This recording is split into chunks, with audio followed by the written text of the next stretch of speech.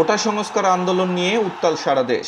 এক দফা এক দাবিতে রাজপথে শিক্ষার্থীরা। তাই তো জীবন বাজি রেখে কোটা সংস্কার চেয়ে রাস্তায় নেমেছে তারা।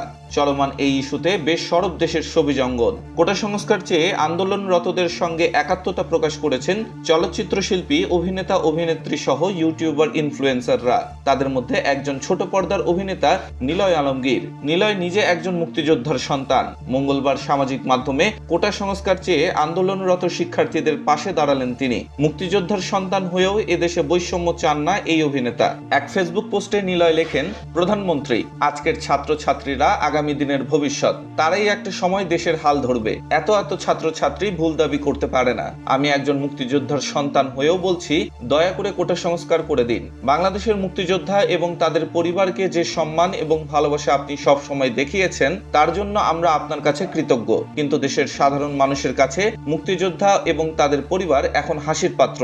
মুক্তিযোদ্ধাদের সম্মানের জায়গাটা ঠিক রাখতে হলেও কোটা সংস্কার মেনে নিন। আন্দোলনরত ছাত্রছাত্রীদের এই দুরবস্থা সহ্য করার মতো না। পুরো জাতি আপনার সিদ্ধান্তের অপেক্ষায় আছে। প্রসঙ্গত, কোটা সংস্কার আন্দোলনের জেরে উত্তাল সারা দেশ। এদিকে সোমবার থেকে সাধারণ শিক্ষার্থীদের উপর একের পর এক হামলা চালিয়েছে ছাত্রলীগ। এতে শতাধিক ছাত্রছাত্রী আহত ও গুলিবিদ্ধ হয়েছেন। এতে সামাজিক মাধ্যমে বইছে নিন্দার ঝড়। হামলাকারীদের শাস্তি সহ শিক্ষার্থীদের নিরাপত্তার দাবি জানিয়েছেন বিভিন্ন শ্রেণী পেশার মানুষ। তাদের পাশাপাশি একের পর এক মুখ খুলছেন শোবিজ তারকারা। এখন পর্যন্ত তাদের মধ্যে রয়েছেন চিত্রনায়িকা শবনম বুবলী, পরিমণি, অভিনেত্রী সাদিয়া আয়মান, ইউটিউবার ও ইনফ্লুয়েন্সার সালমান মুক্তাদির, অভিনেত্রী রুকাইয়া জাহান চমক ও কন্টেন্ট ক্রিয়েটর আর এস ফাহিম চৌধুরী সহ আরো অনেকে।